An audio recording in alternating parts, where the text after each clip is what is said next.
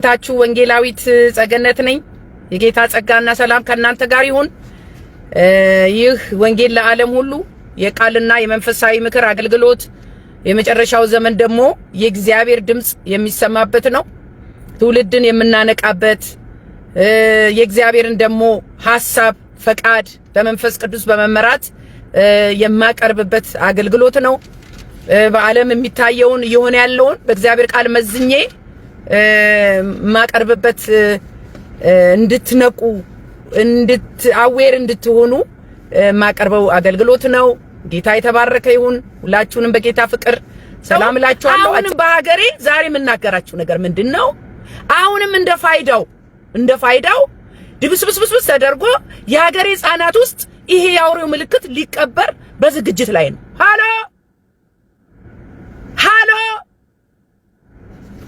መንቃትና መነቃቃት ያለብን ቤተክርስቲያን እዚህ ጋር ተኝታለች። የአውሬው ምልክት እንኳን ምን ማለት እንደሆነ የማያውቁ አማኞች ብዙ ናቸው። ነቅተን መጠበቅና ትውልድ ማስተማር፣ ማንቃት፣ ማስመለጥ የማስራ ነው። የኔና የናንተ የቤተክርስቲያን ስራ ነው። ምን በጣም ያሳዝነው ነገር ብዙ ክርስቲያኖች የአውሬው ምልክት በሰውነታችን ውስጥ መቀበሩን ከመንፈሳዊ ነገር ጋር ምን አያያዘው? በስልካችን ላይ ያለውን ኢንፎርሜሽን በሰውነታችን ውስጥ ብንቀብር ምን ችግር አለው የሚሉ ክርስቲያኖች አሉ። ይሄ የቤተ ክርስቲያን አለማንቃት ጉዳይ ነው። ይሄ ለቤተ ክርስቲያን ተጠያቂ ያረጋታል። እናንተ ኢትዮጵያውያን የሚሰራውን በትልቅ በሐኪም ቤት ተከታተሉ። ይሄ ፕሮፌሰር የታወቀ ነው ብለዋል። ተከታተሉ። ትውልድ እናስመልጣለን። ኖ እንላለን። በክርስቶስ ኢየሱስ ስም እንቃወማለን። የአውሬው ምልክት በኢትዮጵያ ሕፃናት ላይ አይገጠምም።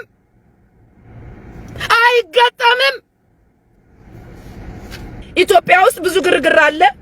የህዝቡ ልብ የገዛ አይምሮውን የተቆጣጠረ የተለያየ አጀንዳ አለ። በዚህ ሁሉ መሃል ግን የአውሬው ምልክት አሁን በሚወለዱ ሕፃናት ላይ ለመቅበር እየተሰራ ነው። ትልቅ ሐኪም ቤት እየተገነባ ነው። ቪዲዮ አያይዛለሁ። የታወቀ ፕሮፌሰር ይሄንን ነገር ለማስፈጸም አጀንዳውን ተቀብሏል። ከቢል ጌት ከአውሬዎቹ ገና የተወለዱ ሕፃናት ምንም ሳያውቁ እንደዚህ አይነት ነገር ውስጥ አንገባ ማለት ከሰዎች ጋር ጭቅጭቅ ውስጥ አንገባ ፍላጎት ያለ ፍላጎት ምናምን ሳይባል ልክ እንደተወለዱ ያን ማይክሮቺፕስ ውስጣቸው መቅበር። ማን ነው ይሄንን የሚያደርገው? የፕሮፌሰር ሐሳብ ነው፣ ግን ማለት አሁን ላይ ገና አልተገበረም። ልክ እንደ ፕሮጀክት ብለን ያዝነው በቅርቡ ልንጀምር ያሰብነው ማለት እኮ እዚህ ሀገር ኢትዮጵያ ውስጥ ነው ይሄ ነገር የሚፈጸመው። አዎ እንደዛ ነው የታሰበው። ይሄ ቀን ተብሎ የቀን ገደብ አልወጣለትም፣ ግን እንደ ፕሮጀክት ታስቦ ታቅዶ ያለቀ ነገር ነው። ወደ ስራ ለመግባት አሁን አንድ ትልቅ ሆስፒታል እየተሰራ ነው። ያ ሆስፒታል በእኛ ቁጥጥር ስር ነው የሚሆነው። ሁሉም የተመረጡ ሜዲካል ዶክተሮች ብቻ ነው የሚገቡት። ስለኛ ፕሮጀክት የማያውቅ ሰው እዛ ገብቶ ሊሰራ አይችልም። ከጽዳት ጀምሮ እስከ ትልቅ ሰርጀሪ እስከሚያደርጉ ዶክተሮች ድረስ ማለት ነው። እና ያ እኛ ያሰብነውን ነገር ያሰፋዋል ብለን እናስባለን። እንዴት ነው ጭቅጭቅ ምናምን ይሄ በፍላጎት ከዛ ሰው እያመጡ ምናምን እሱ ነገር በጣም እልህ አስጨራሽ ነው። እኛንም አደጋ ላይ የሚጥለን ነገር ነው። ስለዚህ ያ በቃ ህፃናት ልጆች ላይ ብቻ ሳይሆን ታመው ለሚመጡትን በማያውቁት መንገድ አድርገን የሌለባቸውን በሽታ አለባችሁ እያለን እንዲመላለሱ እያደረገን ቀን ከቀን እዛ ሲመጡ በሂደት ማይክሮቺፕሱን ላይ መቅበር ነው ያቀርነው እቅድ። በዛ ላይ ደግሞ ያን ሆስፒታል ተመራጭ እንዲያደርገው ብዙ ሰዎች እኛን አምነው ወደኛ እንዲመጡ ለድሃ በማሰብ በነፃ ነው ያንን ማለት በቃ በነፃ ስልክ ሙሉ ለሙሉ ነፃ ሳይሆን በቃ በጣም ትንሽ ክፍያ ዝቅ ያሉ ጤና ጣቢያዎች ራሱ ከሚከፈለው በጣም ዜሮ በሚባል ደረጃ ባለ ክፍያ ነው የሚሆነውና ያን ተመራጭ ያደርገዋል። እና አሁን ኦልሞስት ግንባታው እያለቀ ነው።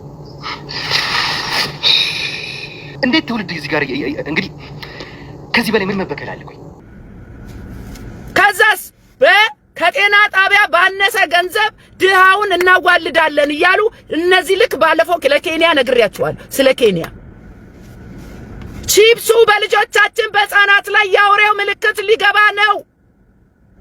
ይሄ ልጆቻችንን ስማርት ለማድረግ ነው። ሃሎ መጨረሻው ዘመን አይደለምን? የተጻፈው ይሄ አይደለምን? ዝም በይ ቤተክርስቲያን ታኝ። እኔ ግን የድርሻዬን እወጣለሁ።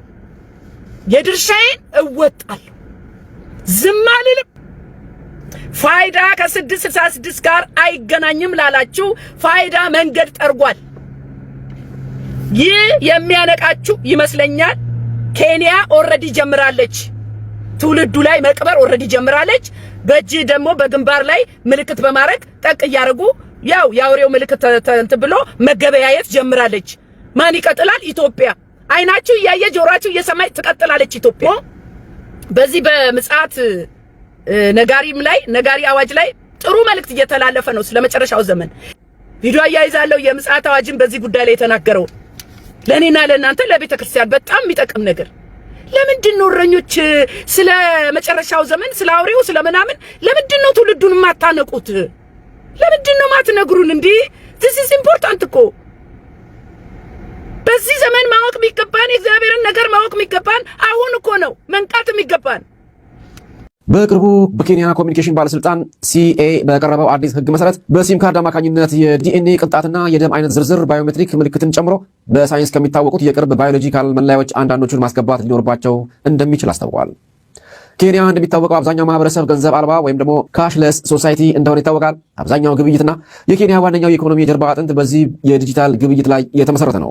እናም ይህ አስገዳጅ መመሪያ በስራ ላይ ከዋለ የቤተክርስቲያን ዘመን ማክተሚያ ዋዜማ ላይ እንዳለን በማወቅ ቀጣዩን ጊዜ በተጠንቀቅ በመሆን ራስን በመመርመር መዘጋጀት እንዳለብን የሚጠቁም መረጃ እንደሆነ በርካቶች አምነዋል። ታዲያ እኛ በየትኛው ጎዳና ላይ እየተጓዝን ይሆን የሚለውም ጥያቄያችን ነው። ስሙኝ፣ ከዚሁ ጋር ተያይዞ የቢልጌት አምላኪ የሆነችው አፍሪካ በተለይም ኢትዮጵያ የቢልጌት እኮ አምላኪ ነች ኢትዮጵያ፣ ምን ጥያቄ አለ? ቀስ በቀስ የተሰጣትን አጀንዳ እያስፈጸመች ነው። ሀገራችን ከቢልጌት የሚመጣውን ትዕዛዝ ሁሉ አሜን ብላ ትቀበላለች። ይሄንን ጫኝ ትጭናለች። ህዝብሽን እንደዚህ አድርጊ ታረጋለች። ተኝ ትተኛለች። ኢትዮጵያ ከመከተባችሁ በፊት ይሄንን ኢንፎርሜሽን ስሙልኝ። አሁን ክትባት እየመጣ ነው። ወያገሬ ሰው ጠፍቶብሻል። እናንተ ሰው ጠፍቶባታል ኢትዮጵያ። አንድ እውነት የሚናገር የለም። አንድ ስለ ሀገር፣ ስለ ህዝብ፣ ስለ እግዚአብሔር የሚቆረቆር የለም። ስለ ትውልድ የሚያዝን የለም እንዴ? ስሙኝ፣ ክትባት እየመጣ ነው። የድረስ ያገለብልብ ፋስት ልክ እንደ ፋስት ፉድ ክትባት እየመጣ ነው። ለምን በሉኝ። በ23 ከሁለት ዓመት በፊት ማርበርግ የሚባል የከብቶች የሚናደፍ ነገር ከብቶች የሚናደፍ እንስሳ እንደ መሽገር የሚናደፍ እንስሳ ይሄ ነው በሽታ የሚያመጣው ከከብት ወደ ሰው አሉና የአሜሪካኖቹ ሳይንቲስት እነ ቢልጌት ማት ያንን ነፍሳት ይዘው ሄዱ አሜሪካ። ምን የሚባል ማርበርግ የሚባል ማርበርግ ስሙ ቪዲዮ አያይዛለሁ። የአሜሪካ ላቦራቶሪ አሜሪካ መንግስት ከአፍሪካ ይሄንን እንግዲህ ሃሞራጂክ ፊቨር የሚያመጣ ማርበርግ ቫይረስ ሃሞራጂክ ፊቨርን የሚያመጡ ቲኮችን እና ይሄኛውን የምታዩትን እንግዲህ ኢንሴክት ማለት ነው እነሱን በብዛት ወደ አሜሪካ በማስመጣት በዛ ላይ አጥንተን ኤምአርኤንኤ ቫክሲን እንሰራለን ብለው እያራቧቸው ነው ከአፍሪካ አምጥተው ብዬ ነግራችሁ ነበርና ማንኛውም ይሄንን ካሳየን በኋላ ወገኖች በጣም በሚገርም ታዲያ አሁን እንግዲህ ዛሬ ቀን 6 ነው። በትናንትና ቀን ያው እንደምታዩት የማርበርግ ቫክሲን ወይም ክትባት የአሜሪካ መንግስት ለኢትዮጵያ እርዳታ ሰጠ። ይሄ ደግሞ የቫክሲን አይነት የሙከራ ነው።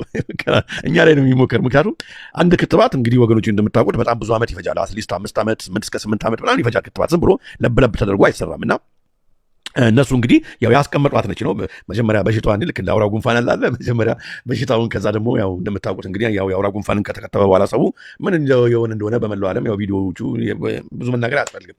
ለማንኛውም አሁን ታዲያ ይሄንንም በጣም በፍጥነት ማለት ነው እንግዲህ እንዴት ነው ዜናው የተዘገበው እንኳን በ29 ነው እኮ ጋዜጦች እንኳን ያወጡት የአሜሪካ መንግስት ከሁሉ ቦታ ከአሜሪካ እያራባ ነው ተባለ በላቦራቶሪው። ከዛ አመታት እንኳን ሳይሞላ ቀጥ አድርጎ መድኃኒት አመጣና የት ይሞከር ሲባል ኢትዮጵያ። ከዛ የኢትዮጵያ የጤና ሚኒስትሯ በቃ እንደ አሪፍ ነገር ሄዳ ተቀበለች ማለት ነው። ይህ ህዝብ እኮ የእግዚአብሔር ህዝብ ነው። እናንተ ድሃ ቢሆንም የኢትዮጵያ ህዝብ የእግዚአብሔር ህዝብ ነው። መቀለጃ አይደለንም። እናንተ ሰዎች ስሙኝ፣ እግዚአብሔር ይጠይቃችኋል። ይህ ህዝብ ምንም ድሃ ቢሆንም በእግዚአብሔር እይታ ውስጥ ያለ ህዝብ ነው የኢትዮጵያ ህዝብ። በሌላ ነገር እንደፈለጋችሁ ልትሆኑ ትችላላችሁ። በእግዚአብሔር ህዝብ ላይ ግን የእግዚአብሔር ያልሆነውን ነገር የዲያብሎስን አጀንዳ ማስፈጸሚያ ልታረጉት አትችሉ።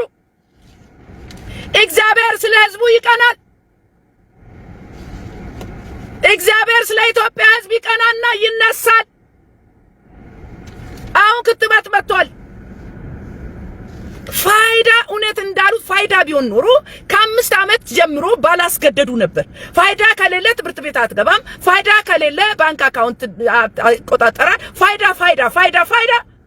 አሁን ደግሞ ልጆቻችን ውስጥ የአውሬው ምልክት ሊቀበር ነው። ትሰማለህ ወገኔ? ትሰማላችሁ? ስሙ። እዚህ ጋር በሆነ በጥቃቅን አርስት አጀንዳ ትብላለህ። እዚህ ጋር ትውልድ እየተበላ ነው። ጨለማ ውስጥ ነው የምነግራችሁ። እኔ መንፈሳዊ ነገር ነው የምናገረው። እኔ ፖለቲከኛ አይደለሁም። ከማንም ጋር ጥላቻ የለኝም። የመንግስት ተቃዋሚም አይደለሁም። ህዝቤን ግን ከአውሬው ለማስጣል ከጨለማ ለማስጣል በወንጌል አንታርሼ በእግዚአብሔር መንፈስ ታግዤ እውነት እናገራለሁ። ነቢያቶቻችን ደግሞ ቪዲዮ አያይዛለሁ። ነቢያቶቻችን ዳንስ ውድድር ጀምረዋል። ነብዩ በዚህ ዘመን ትውልድ ስቃይ ውስጥ ባለበት ዘመን ስንት የእግዚአብሔር መልእክት ወደ ህዝቡ መድረስ ሲኖርበት ህዝቤን አጽናኑ ባለበት ስንት ስቃይ ባለበት ዘመን ትደንሳለህ አንተ አይደለ? ቪዲዮ አያይዛለሁ። እቺ ዳንስ ግን አትቀጥልም። ዛሬም ይደንሱ ነገ ያለቅሳሉ። ስማኝ። አንዱ ነብይ ደግሞ ይኸው ምን አለ? የፕሮፌሲ ክላስ እሰጣለሁ አለ።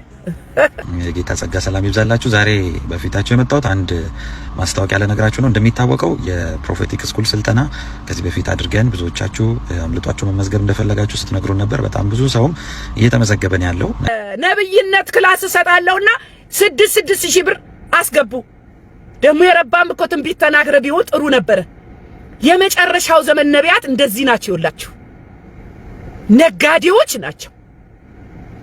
6,000 ብር ያው አቤል አቡና ደውሎ አነጋግሯቸው አያይዛለሁ። ቪዲዮ ፈልጌ ነበር። ምዝገባ አለቀ እንዴ? ትመዘግብኛለሽ ታዲያ? 6,000 ብር። ኦኬ። የት ነው ስልጠናው የሚሰጠው? ሆቴል ላይ ነው የሚሰጠው። ዱላ አካባቢ ነው የሚሆነው። ቦታው ገና አልተወሰነ። እንደወራ ነው የምናሳውቀው። የስንት ቀን ስልጠና ነው? አንድ ቀን ነው። ሆቴል ላይ ነው የሚደረገው። የአንድ ቀን ስልጠና ነው። እኛ የምናውቀው የድሮ ነቢያት እንደ ኤልያስና ኤልሳ ያሉት የኤልያስ መንፈስ በኤልሳ ላይ ሲያድር ነው። እኛ የምናውቀው ጳውሎስ እጁን ጭኖ ጢሞቴዎስን በመንፈስ ኃይል ሲቀባው ነው። እኛ የምናውቀው ጳውሎስ እጅ ተጭኖበት ነው። እጃችሁን ጭናችሁ እናንተ ውስጥ ምንም አይነት መንፈስ ስለሌለ እጃችሁን ጭናችሁ ኃይልና መንፈስ ማስተላለፍ ስለማትችሉ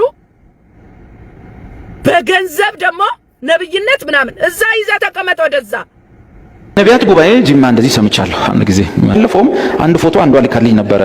የነቢያት ልጆች ግራጁዌሽን የሚል ተመረቀው በነብይነት ሰልጥነው በዲፕሎማ ተመረቁ። አይታችኋል? እሱን ጸጋ በዲፕሎማ መች ይሆናል? እሱን ከማወዳ ምን ይወዳደራል? ሁሉን እርግፍ አድርጎ አስትቶ ያስኬዳል። ሽልማቴ የኔ ጌታ። አጭር ጸሎት ላርግና ወደ መልእክቴ እገባለሁ።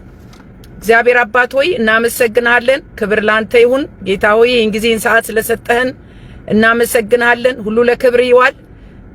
ጌታ ሆይ የሰጠኝን መልእክት ደግሞ የሰሚዎች ጆሮ እንዲከፈት እኔን መንፈስ ቅዱስ እንድታግዘኝ ሁሉ ለክብር እንዲውል እለምናለሁ፣ ጸልያለሁ በጌታ በኢየሱስ ክርስቶስ ስም አሜን።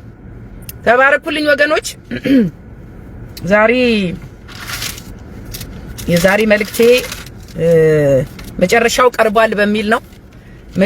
ቀርቧል በሚል ነው ዛሬ ያዘጋጀሁት። እኔና እናንተ ትውልድን ለማንቃት እንግዲህ ያለ ድል ሆኖ ብዙ ሰው በወቅታዊ ነገር ላይ የመተላለፍ ያለበትን መልእክት እያስተላለፍን አይደለም። እንደ ቤተክርስቲያን በጣም ወደ ኋላ ቀርተናል። ከእግዚአብሔር ሐሳብና ፈቃድ ጋር ማይገናኝ አካሄድ እየሄድን ያለነውና ዓለም ደግሞ እኔና እናንተን አይምሮአችንን ቢዚ ለማድረግ ከእግዚአብሔር ሐሳብ አይምሮአችንን ሺፍት ለማድረግ አቴንሽናችንን ለመስረቅ በተለያየ ነገር ተጠምደናለችና በዛ ተጠምደና ያለነው። ስለዚህ ይሄንን የእግዚአብሔርን ደግሞ ወቅታዊ የሆነውን የእግዚአብሔር ጊዜን ማወቅ ለኔና ለናንተ ተሰጥቶናል። ዛሬ ሐሳቤ በዛ ላይ ነው የምናገረው። የዘመኑ መገለጫ እንግዲህ የምናየው ነው። ዘመናችንን ስንመረምር የመጨረሻው ዘመን እንደደረሰ ይነግረናል። የእግዚአብሔር ቀን መቅረቡን የሚያሳዩ ብዙ ምልክቶች አሉ። በዚህ በማቴዎስ 24 ቁጥር 32 እስከ 33 ምን ይላል ብትሉኝ ምሳሌውንም ከበለስ ተማሩ፣ ጫፏ ሲለሰልስ ቅጠሏም ሲያቆጠቁጥ ያን ጊዜ በጋ እንደቀረበ ታውቃላችሁ።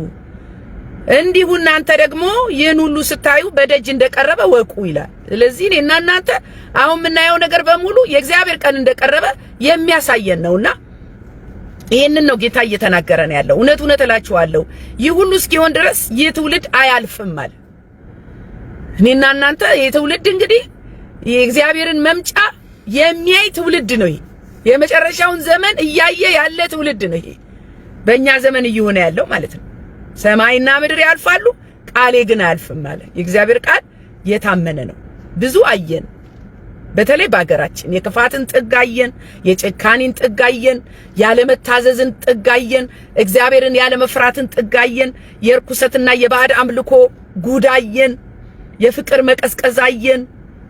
ምኑ ቅጡ ምን ያላየነው ነገር አለ? የተገለጠውን ትውልድ አየን። እኔና እናንተ ከተጻፈልን አሁን በእግዚአብሔር ቃል ከተጻፈልን በመጨረሻው ዘመን እንደዚህ ይሆናል ተብሎ ጢሞቴዎስ ላይ ከተጻፈልን ምን ያላየነው ነገር አለ? እኔና እናንተ ሁሉን አይተናልና የቤተ ክርስቲያን በዚህ ሁሉ መሃል ግን የሚገርመው አልነቃንም። ልክ የመጨረሻው ዘመን እንደደረሰ ሰርግ እንደደረሰ የእግዚአብሔር መምጫ እንደደረሰ እንግዳ እንኳን ተራ እንግዳ እንኳን ቤታችን ሊመጣ ሲል ቤት ማሰናዳት የሚባል ነገር አለ። የሚበላ ማዘጋጀት የሚባል ነገር አለ። በዛ በኤርጀንሲ በአስቸኳይነት ሁኔታ አይደለም እየኖርን ያለነው፣ ግን ነገሩ የሚያስቸኩል ነው። ጊዜ የለም። አሁን ተሯሩጠን የጌታን ነገር ሊመጣ መዘጋጀት፣ ሙሽራ መታጠብ፣ ቤተክርስቲያን ሙሽሪት ናት፣ መሰናዳት፣ መቀደስ፣ ክርኩሰት ማስወገድ፣ መታጠብ ያለብን ዘመን ቢኖር አሁን ነው። እኔና እናንተ ግን በድንዛዜ ውስጥ ነው ያለነው። እኔ እስከገባኝ ድረስ የቤተክርስቲያን ድንዛዜ ከልክ አልፏል። እናያለን ግን አናይም። የምንሰማ ይመስላል ግን አንሰማም። ወገኖች በጣም ተሸውደናል። በማቴዎስ 13 ቁጥር 14 ላይ መስማት ትሰማላችሁ እና አታስተውሉም ይላል። ማየትም ታያላችሁ እና አትመለከቱም ይላል። በዓይናቸው እንዳያዩ በጆሮአቸው እንዳይሰሙ በልባቸውም እንዳያስተውሉ ተመልሰውም እንዳልፈውሳቸው የዚህ ሕዝብ ልብ ደንድኗል እና ጆሮአቸውም ደንቁሯል፣ ዓይናቸውም ጨፍነዋል ይላል። ይህ ነገር የሚመለከተን አይመስላችሁ? የደነዘዘን አይመስላችሁ? ልባችን የደነደነ አይመስላችሁ? እግዚአብሔር በብዙ እየተናገረን አይደለም? እኔና እናንተ እግዚአብሔር እንደሚናገረን ለማስተካከል ጥረት እያደረግን ያለ ነው? ወደ መንፈሳዊ ነገራችን አተኩረን ያለ ነው? እስቲ ራሳችሁን ጠይቁ። የሚያሳዝነው ነገር ደግሞ ሀገራችን የመጨረሻው ዘመን መገለጫ ተምሳሌት መሆኗን፣ ኢትዮጵያ የመጨረሻው ዘመን ተምሳሌት ሆናለች። ቤተክርስቲያን ስለ መጨረሻው ዘመን አትሰብክም። አሁን ማንም ክርስቲያን በእውነት ነው የምላችሁ ስለ መጨረሻው ዘመን አናቅም። ለምን? አሁን የሚሰበከን ስብከት ከመጨረሻው ዘመን ጋር ከእግዚአብሔር ጊዜ ጋር የሚሄድ አይደለም። የሚሰበከን ስብከት ቁጭ የሚያደርግ ነው፣ የሚያመቻች ነው፣ የሚያደነዝዝ ነው። የሆነ ነገር ለዓላማ ብድግ የሚያደርግ ወይ ከእንቅልፍ የሚቀሰቅስ እንዴ የሚያስብል ነገር እየተሰበከን አይደለም ወገኖች። ይህንን በግልጽ መነጋገር አለብን። የእግዚአብሔርን ጊዜ የማታውቅ ቤተክርስቲያን በምልጃ ሰዓት አምልኮ አለ፣ በንስሐ ሰዓት እልልታ እያሰማን ነው። ከእግዚአብሔር ጊዜና ሐሳብ ውጪ ሆነናል ወገኖች። ይህንን ደግሞ ካልተቀበልን ኧረ ምን እያወራሽ ነው ጸገነት፣ ይኸው እያገለገልን ነው፣ ይኸው የሚል ሰው ወደ ትጋት አይሄድም፣ ወደ ማሻሻል ወደ ጥረት አይሄድም።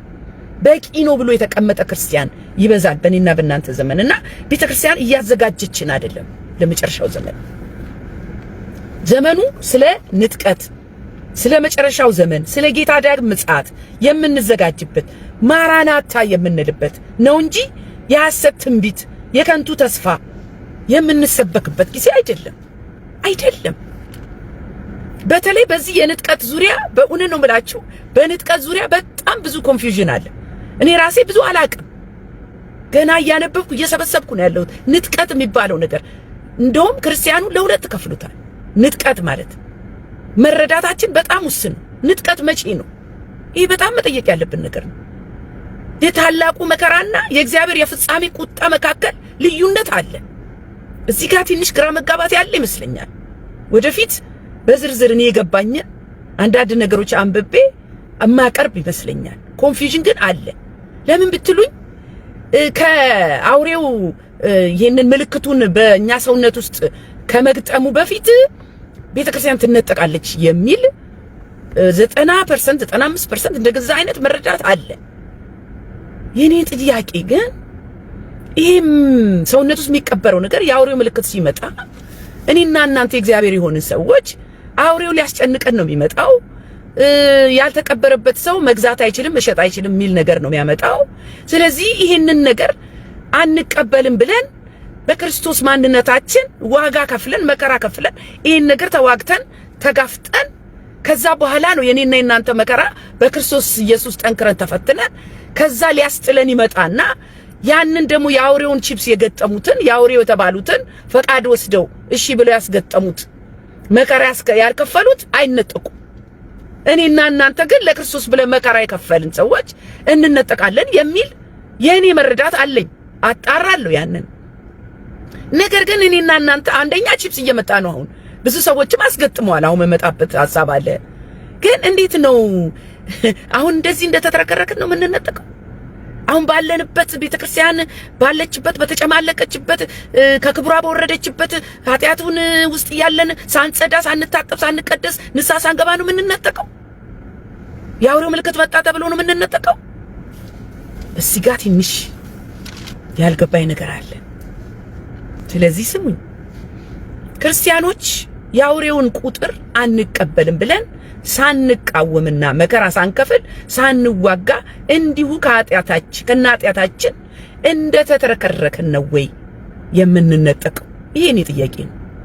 በእርግጥ ቤተክርስቲያን ከነድካሟም ቢሆን በዓለም እያጠፋ ያለውን የዲያብሎስ ሥራ እያፈረሰች እየታገለች ነው።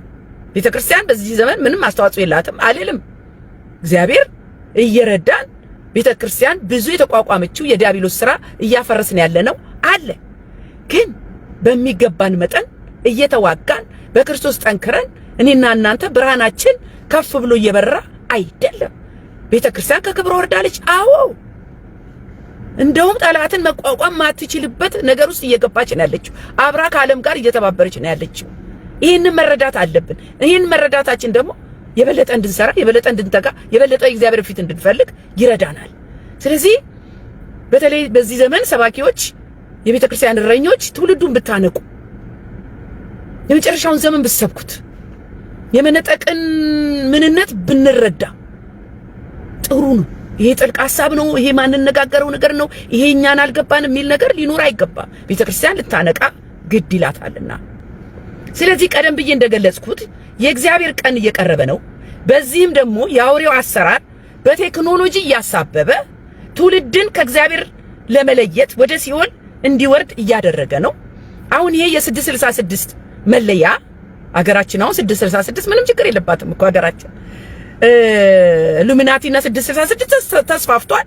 ትውልድ ራሱ ይሄ የአውሬው ምልክት ሳይመጣ ራሱ እጁን ሰጥቷል። የኢትዮጵያ ሕዝብ በአጠቃላይ ስናየው ማለት ነው በጣም ጥቂት ሰው ነው። ስለዚህ በተለይም የአውሬው ምልክት በሰውነታችን ውስጥ ለመቅበር የዓለምን ሕዝብ እያጨናነቀ ነው። የአውሬውን 666 ምልክት በሰውነታችን ውስጥ መቀበርና ያ ያልተቀበረ ሰው አይገዛም፣ አይሸጥም፣ አይለውጥም የሚለው ሐሳብ እናንተ ሁላችሁም ክርስቲያን ሆናችሁ መጽሐፍ ቅዱስ ውስጥ ገብታችሁ አንብቡ። ራዕይ 13 ከቁጥር 11 እስከ 18 ያለውን አንብቡ። ቁጥር 16 እና 16ን ግን እኔ ላንብብላችሁ። ታናናሾችና ታላላቆችም ባለጠጋዎችና ድሆችም ጌታዎችና ባሪያዎችም ሁሉ በቀኝ እጃቸው ወይም በግንባራቸው ምልክት እንዲቀበሉ ይልና ቁጥር 17 የአውሬውም ስም ወይም የስሙ ቁጥር ያለው ምልክት የሌለበት ማንም ሊገዛ ወይም ሊሸጥ እንዳይችል ያደርጋል። ጥበብ በዚህ አለ ይላል። ስለዚህ ይሄ የአውሬው ምልክት በሰውነታችን ውስጥ እንቅበር የሚሉት ቀጥታ ከመንፈሳዊ እይታ ጋር ይገናኛል፣ ከቃሉ ጋር ይገናኛል። ሊመጣ ያለውም የአውሬው ስራ ይሄ ነው። ይሄንን ግን ብዙ ክርስቲያኖች አልተማሩም፣ አላስተማሩንም፣ አቴንሽንም አልተሰጠውም። ምን አለበት ሚሉ እንዴ ባለፈው ፋይዳ ብናወጣ ምን አለበት አላችሁ። ፋይዳ በራሱ የዚህ የ666ን የአውሬው ምልክት መንገድ ጠራጊ ነው ብያችኋለሁ። በጣም ያሳፍረው ግን ራሱ ክርስቲያን አልተቀበለም። ራሱ ክርስቲያን የሆነ አልነቃም። በዚህ ደግሞ በዓለም ሳላችሁ መከራ አለባችሁ የሚለው ነገር አሁን እየመጣ ነው። ወይ ቺፕስ ታስገጥማለህ ወይ ክርስቶስን የከፈለውን መከራ ትከፍላለህ እምቢ ብለህ። ከዛ በኋላ መከራ ከከፈልን በኋላ ጌታ መጥቶ ይነጥቀናል። የሱ የሆኑትን ጸንተው የቆሙትን እኔና እናንተ ነቅተን እንጠብቃለን፣ በቃሉ እንመዝናለን። በዚህ ዓለም ምድር እኮ እየሰራ ያለው አውሬው ነው። መውደቂያው ደርሶ ማለት ነው። እንዴት ነው ይሄን ቤተክርስቲያን ይጠፋት? እንዴት ነው እኛ አማኞች የተኛ ነው? እንዴት ነው ይሄን ምን አለበት ምንለው? በስልካችን ላይ ያለው ኢንፎርሜሽን ምን አለበት ቺፕስ ሆኖ ደግሞ ሰውነታችን ውስጥ ቢገጠም የሚሉ አማኞች አሉ። ይሄ የመንቂያ ደወል ነው ወገኖች። ምን ያህል ጠላት እንዳደነዘዘን የመንቂያ ደወል ነው። በዚህ ጉዳይ ላይ ተያይዞ ባለፈው ስለ ፋይዳ ምንነት የገባኝን ተናግሬ ብዙዎቻችሁ ነቅታችኋል። ህዝብን ስማርት ለማድረግ ወንጀል ለመከላከል ወጪ ገቢ ለመቆጣጠር በአንድ ሰው ስም ሁለት መሬት እንዳይገዛ ለማለት ፋይዳን ትውልድ አታለው የኢትዮጵያ ህዝብ ተታሎ ማለት ነው። ለምን እዚህ ጋር ከአውሬው ጋር የሚሰራ ነገር ስላለ ኢትዮጵያም እጇን የከተተችበት ይሄ በግልጽ ነው። መንፈሳዊ ነገር ስለሆነ በግልጽ መነገር አለበት። ህዝብ መዳን አለበት፣ መንቃት አለበት። እኔና እናንተን ግድ የሚለን ነገር ሌላ ነው። አሁን ትራምፕ መኖሪያ ፍቃድ ከለከለ፣ ሊያባርር ነው ስደተኞች። who cares? የአውሬው ዘመን መጥቷል። የአውሬው ምልክት ሊገጠምብህ ነው። የሀገሬ ህፃናት ላይ ሊገጠም ነው የአውሬው ምልክት። ተኝ ቤተክርስቲያን ስሙኝ። ኢትዮጵያ የማይጠቅማትን ኖ ማለት ነበረባት፣ አልቻለችም። ኢትዮጵያ ኖ የምትለው ነገር የለም ከዚህ በኋላ። ለምን እጇን አስገብታ ኦልሬዲ የባለድርሻ አካል ሆናለች። ከአውሬው ጉዳይ አስፈጻሚዎች ጋር ባለድርሻ አካል ነች። ባለፈውም ጊዜ ተናግሬያለሁ። ስሙኝ። ይሄንን ደግሞ ካልተቃወመን እኛ ኢትዮጵያውያን የጥልቁ ቁጥጥር ውስጥ ገባን ማለት ነው። ይሄ እንቅልፍ ሊነሳን ይገባል። ስሙኝ። ለምንድን ነው ካላችሁኝ የባለድርሻ አካላት ናቸው፣ ስቴክ ሆልደሮች ናቸው። ኢትዮጵያም ኬንያም ኦልሬዲ ተፈራርመዋል። የዓለም ህዝብ እኮ እየተቃወመ ነው። ኖ ዲጂታል አይዲ አንፈልግም አናስቀብርም እያለ እኮ የዓለም ህዝብ እኮ እየተከራከረ ነው በአውሬው ቁጥጥር ውስጥ እንዳይገባ። ያ ነገር ካልተቀበረ ደግሞ ጉዞ የለም፣ ባንክ የለም፣ ጤና የለም። አሁን ደግሞ ሐኪም ቤት አትሄዱም የሚባል ነገር ይመጣል። ፋይዳ ከሌላ አትታከምም ትባላለህ።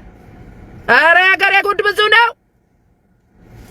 ኢትዮጵያ ከእግዚአብሔር ርቃለች። በጌታ በኢየሱስ ክርስቶስ ስም እግዚአብሔር ለህዝቡ ሲል ይነሳ። ማን ይለቃቸዋል? እነሱ አሁን እምቢ ቢሉ የሚለቃቸው የለም። ለምን ተዋውለዋል ይሄን ለማስፈጸም። ህዝብ እየተንጫጫ ነው። ኢትዮጵያ ግን ማን እንጫጫላታል? ልክ እንደ ፋይዳው በሆነ ነገር አታለው ያንንም ነገር ይገጠምባቸዋል። ዛሬ ነው የምንልበት ጊዜ ነው ወገኔ። ስሙኝ።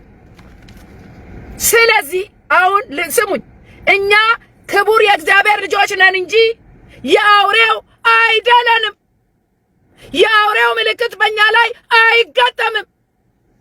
ኢትዮጵያ የአውሬው አይደለችም። ኢትዮጵያ በጌታ በኢየሱስ ክርስቶስ ስም እምትድን ክርስቲያን የሆነች እግዚአብሔርን የምታውቅ አገር ናት።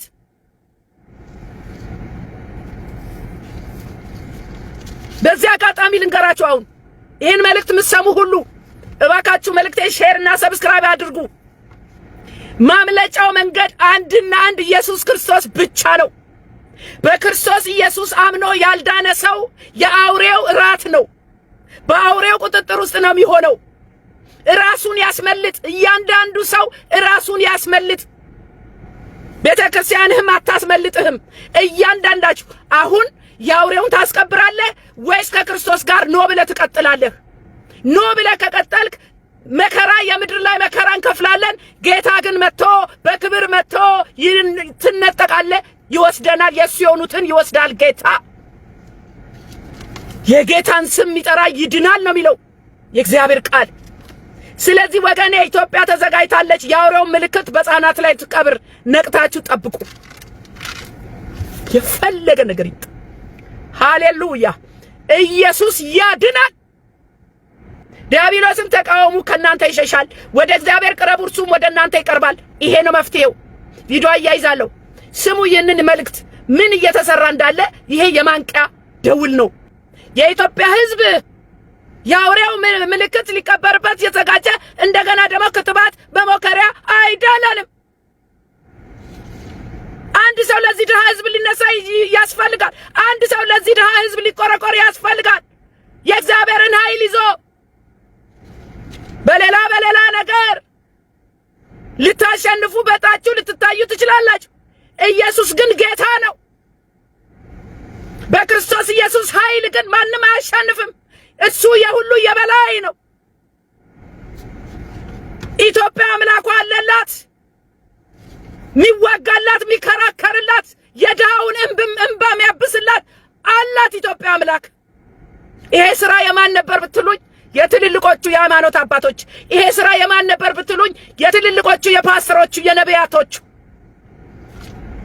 ያለ ድሎ ነው ግን የኔና የናንተ ነቢያቶች ሌላ ስራ ውስጥ ተለጥፈዋል። ስለዚህ ይሄ መንቂያ ደውል ነው።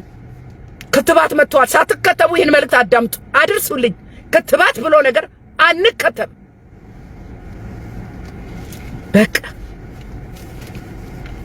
እኛ የምናውቀው የድሮ ነቢያት እንደ ኤልያስና ኤልሳ ያሉት የኤልሳን ጨርቅ ተከትሎ ሄዶ ተመለስ እያሉት እምቢ ብሎ ሄዶ ጨርቁን ብትቅ አድርጎ የኤልያስ መንፈስ በኤልሳ ላይ ሲያድር ነው። እኛ የምናውቀው ጳውሎስ እጁን ጭኖ ጢሞቴዎስን በመንፈስ ኃይል ሲቀባው ነው። እኛ የምናውቀው ጳውሎስ እጅ ተጭኖበት ነው። እጃችሁን ጭናችሁ እናንተ ውስጥ ምንም አይነት መንፈስ ስለሌለ እጃችሁን ጭናችሁ ኃይልና መንፈስ ማስተላለፍ ስለማትችሉ በገንዘብ ደግሞ ነብይነት ምናምን እዛ ይዘ ተቀመጠ። ወደዛ የእግዚአብሔር ጸጋ በጸጋ ነው። የእግዚአብሔር አገልግሎት በጸጋ ነው፣ በገንዘብ አይደለም። አይሸጥም፣ አይለወጥም። እግዚአብሔር ይገስጻችሁ። እሱንም ቪዲዮ አያይዛለሁ በጌታ በኢየሱስ ክርስቶስ። እንዳልኳችሁ በዓለም ሕዝብ ዲጂታልን እየተቃወመ ነው። ነፃነታችንን ይወስዳል እያሉ በገባቸው መጠን ዲጂታል አይዲን እየተቃወሙ ነው። ከዚህ በፊትም አቅርብ ያለው ዋናው የዛሬ መልእክቴ የኢትዮጵያ ጤና ጥበቃ ሚኒስትር የሙከራ ክትባት ተቀብላለች። ተቀብለሻል? ጥሩ ነው፣ ተቀብለሻል። እዛው ከብቶቹ ላይ ሞክሩ ስትፈልጉ። የኢትዮጵያ ሕዝብ ከብት አይደለም፣ አይጥ አይደለም። ይሄንን እኮ ብዙ መማር እንችላለን። እናንተ ይሄ የቫይረስ ክትባት ከአውራው ጉንፋን አልተማርንም የሆነ ነገር? እንደውም ልክ ክትባት ስትከተቡ የተፈጥሮ መቆጣጠሪያችሁ ኃይላችሁ ድርግም ይላል። ያለዛ ክትባት መኖር አትችሉ። አሁን እኮ በኮቪድ የተከተቡ ሰዎች ተከታታዩን የተከተቡ ሰዎች በሽተኞች ሆነዋል። በተለይ ኩላሊት። ስለዚህ እናንተ ከላይ ያላችሁ መሪዎቻችን በፍቅር እነግራችኋለሁ። እኔ እንደ እግዚአብሔር ሴት ህዝባችንን ጠብቁ፣ ባደራ የተሰጣችሁን። ቤተክርስቲያን ደግሞ ትውልድሽን ጠብቂ። እግዚአብሔር ባደራ የሰጠሽን አስተምሪ፣ አንቂ። እግዚአብሔር ይጠይቃችኋል። የኢትዮጵያ ህዝብ መሞከሪያ አይደለም። ይሄ ነው በቃ የተነገረን። አሁን እናያለን አናይም። ፈዘናል እኮ ደግሞ ኧረ ፈዘናል ስትሉ ደግሞ ኧረ እኛ እንዴ በደንብ እኮ አሉ እኮ እየተካሄደ ነው እኮ ንቁነን እኮ ይላሉ። ተኝተሃል ወንድም አለ ወደድንም ጠላንም ፈዘናል ተይዘን። ስለዚህ የመንቂያ ደውል ነው ይሄ። ትውልዳችንን እናስመልጥ። እኛ አንከተብም። የአውሬውም ምልክት በኢትዮጵያውያን ሕፃናት ላይ አይቀበርም የሚል ዘመቻ መክፈት አለብን። ይህንን ተቀላቀሉ በጌታ በኢየሱስ ክርስቶስ። እግዚአብሔር በኃይል ይነሳል። አሁን በኃይል ለሕዝቡ ሲል በኃይል ይነሳል። እግዚአብሔር የተባረከ ይሁን ወገኖቼ። መልእክቴን ሼር እና ሰብስክራይብ አድርጉልኝ። እወዳችኋለሁ። ጌታ ይረዳናል።